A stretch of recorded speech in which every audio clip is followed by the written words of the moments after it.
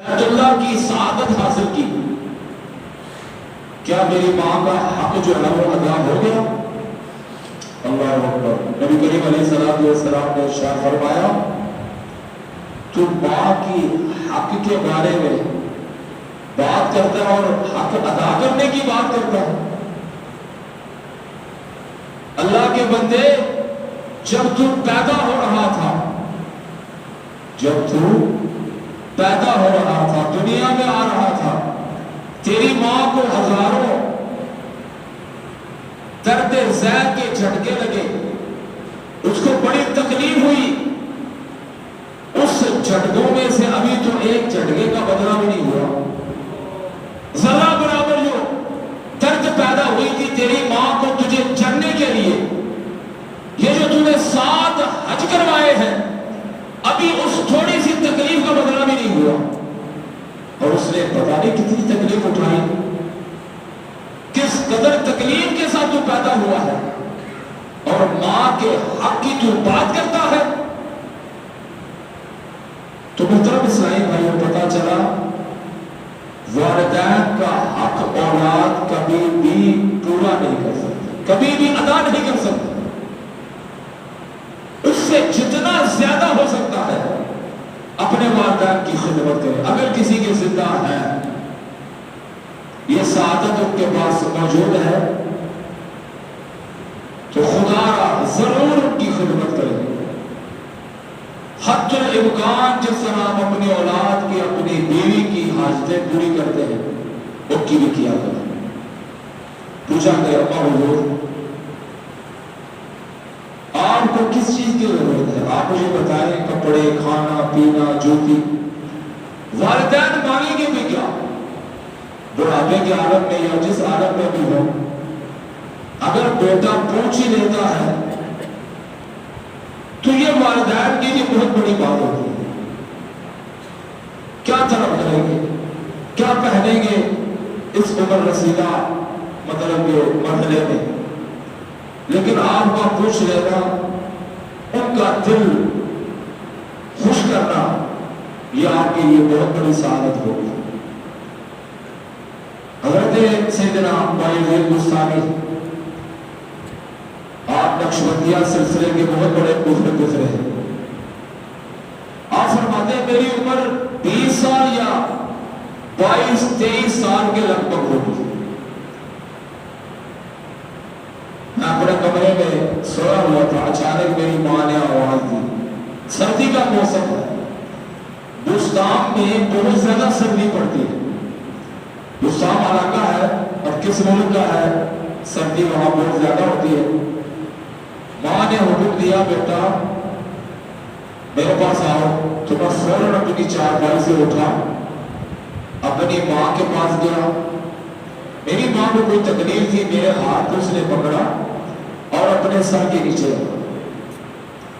میں بول نہیں سکا، میں منع نہیں کر سکا، میں نے اسی طرح اپنا ہاتھ ماں کے سر کے نیچے رکھا، دوسرا ہاتھ میں نے اپنے کمر میں رکھا۔ ماں میری اسی لمحات میں سو گئی۔ عشاء کے بعد یہ معاملہ تھا، میں ساری رات اپنے ہاتھ کو ماں کے سر کے نیچے رکھا اور میں نے قل هو اللہ پڑھنا شروع کی۔ کیا پڑھنا شروع کی؟ سورہ اخلاص۔ جب میں نے سورہ اخلاص پڑھنا شروع کی، جب صبح اس کی آنکھ کھلی، میں نے اس کا حساب لگایا تو 10,000 مرتبہ میں سورہ اخلاص پڑھ چکا تھا۔ 10,000 مرتبہ،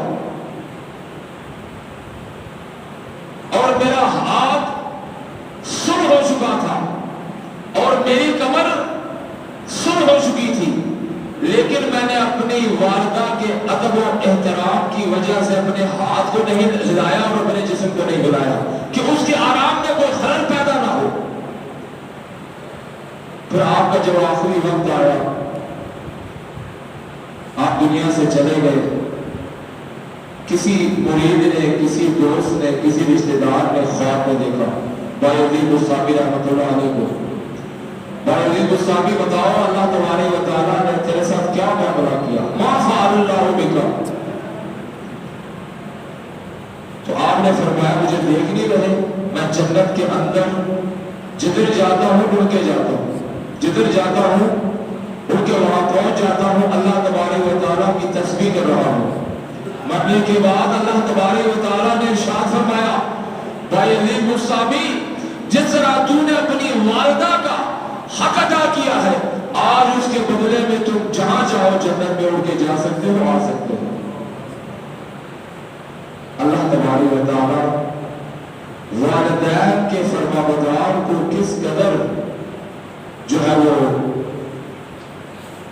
سعادت اور اس کو فضیلت عطا کرتا ہے۔ اور یاد رکھیں پیارے اسلامی بھائیوں،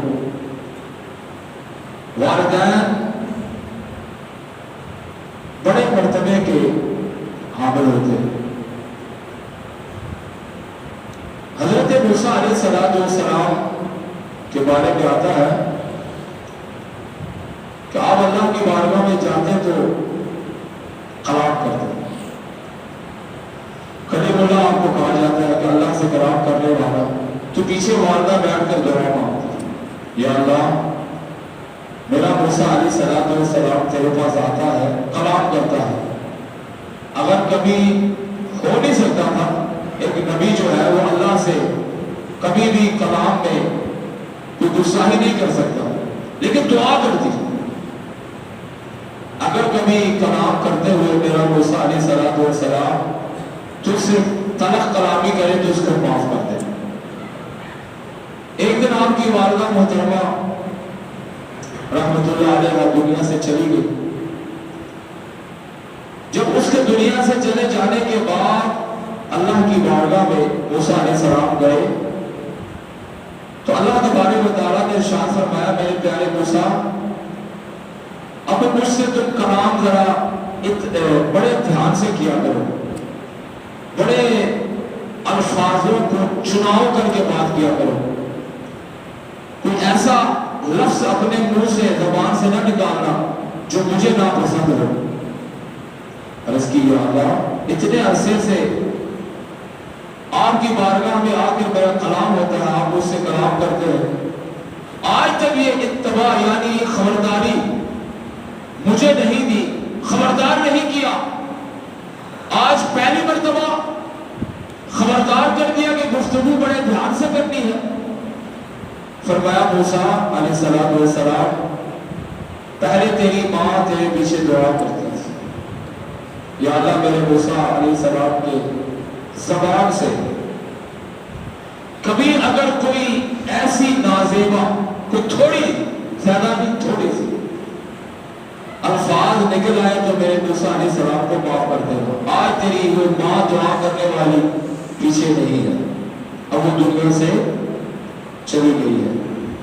یہ صرف ماں کا مرتبہ لوگوں کو سمجھایا گیا ہے، ورنہ پیغمبر نبی جو ہوتا ہے یہ ہر عیب سے پاک ہوتا ہے۔ یہ ممکن ہی نہیں ہے کہ اللہ کی بارگاہ میں موسیٰ علیہ السلام جائیں اور وہاں پہ کوئی بے ادبی کرے، یہ ممکن نہیں ہو سکتا، لیکن اللہ تبارک و تعالیٰ نے اتباع کر دیا، سمجھا دیا، خبردار کر دیا، قیامت تک آنے والے مخلوق کو بتا دیا کہ والدہ کی عظمت، والدین کی عظمت کیا ہے، ان کا مرتبہ کیا ہے۔ اللہ کی بارگاہ میں جب وہ ہاتھ اٹھا کے دعا کرتے ہیں، اللہ تبارک و تعالیٰ اس کو کیسے قبول فرماتا ہے، یہ بندہ اندازہ نہیں لگا سکتا۔ جب دنیا سے چلے جاتے پھر ہم ہائے ہائے ہائے کرتے ہیں، کاش میں ان کی خدمت کرتا، میں ان کی فلاں حاجت بھی پوری کرتا، میں یہ بھی کرتا، میں وہ بھی کرتا۔ اگر زندہ ہے تو کر لو، موقع ہے آپ کے پاس، جنت کا مال ہو، جنت کے دروازے کو جس نے بوسہ دینا ہے وہ ماں کے قدم کو بوسہ ہے، یہ تمہارے لیے جنت ہے۔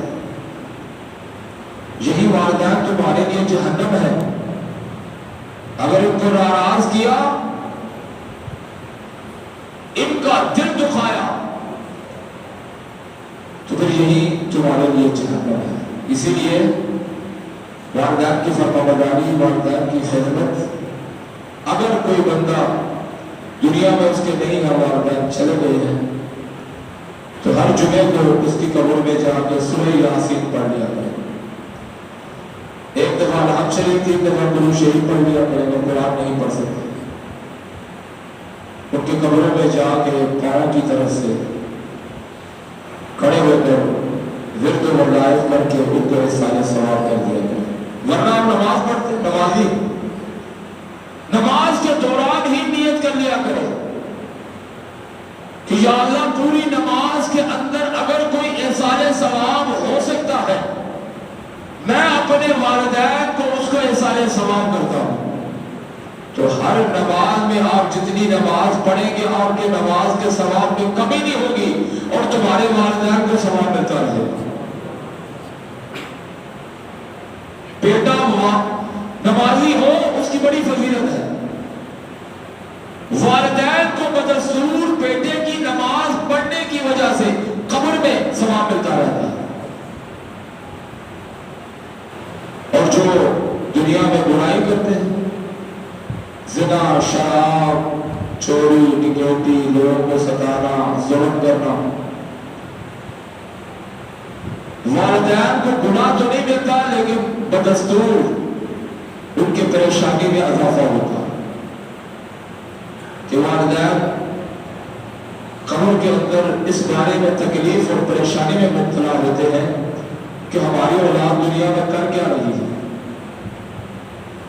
تو اللہ کی بارگاہ میں دعا ہے کہ ہمیں اپنے والدین کی خدمت کرنے کی توفیق عطا فرمائے اور ان کی جو بڑھاپے کے اندر عجیب غریب قسم کی جو باتیں ہوتی ہیں ان کو برداشت کرنے کی توفیق عطا فرمائے۔ کبھی آپ کے گھر میں بچہ پڑھ رہا ہو، جب وہ بات پوچھتا ابا یہ ایسا ہے، آپ کہتے ہیں جی بیٹا ایسا ہے، وہ پھر پوچھتا ہے ابا جی کیا یہ بات ایسی ہے، ہوتی ہوئی بات ہے، تو کہتے جی جی بیٹا یہی بات ہے، اور رات پھر پوچھتی ہے ابا جی کیا یہ بات ایسی ہے، بات وہی ہوتی ہے، تو کہتے جی بیٹا ایسا ہی ہے۔ کبھی آپ نے تیسرے چوتھے مرتبہ پوچھنے پر آپ نے تھپڑ مارا بیٹے کو؟ نہیں مارا، اس کے منہ میں اس کے سر میں ہاتھ پھیرتے ہیں، سینے کے سر لگاتے ہیں، اس کو چومتے ہیں، پیار کرتے ہیں۔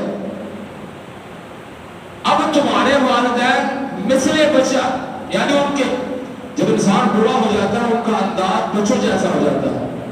میں کہتا ہوں 1000 مرتبہ پوچھے بیٹا ایسا، تو کہو جی اماں جی، جی اماں جی ایسا ہی ہے، پھر پوچھے پھر بتاؤ ہاں اماں جی ایسا ہی ہے، اماں جی ایسا ہی ہے۔ جب تمہاری باتوں کو وہ برداشت کرتے رہے جب تم چھوٹے تھے، آج اگر وہ بوڑھے ہو گئے ہیں تو تم سے جتنی مرتبہ پوچھے جی جی ایسا ہی ہے، جی ایسا ہی ہے، تو یقین جانیے جو آپ کو راحت اور سکون ملے گا، جو اجر و ثواب ملے گا، وہ کوئی نہیں جانتا اور کوئی معلوم بھی نہیں کر سکتا، وہ اس کو گر بھی نہیں سکتا۔